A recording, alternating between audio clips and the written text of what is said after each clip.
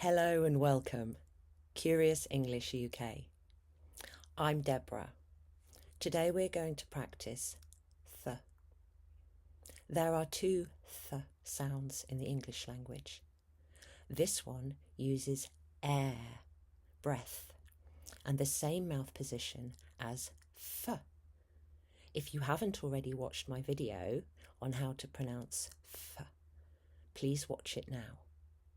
So, from f, move the tongue forward to touch the front teeth.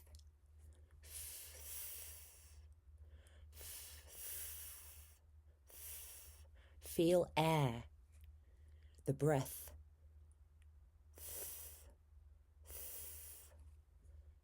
Think. Let's practice. Think of 3 things. Think of 3 things. Well done.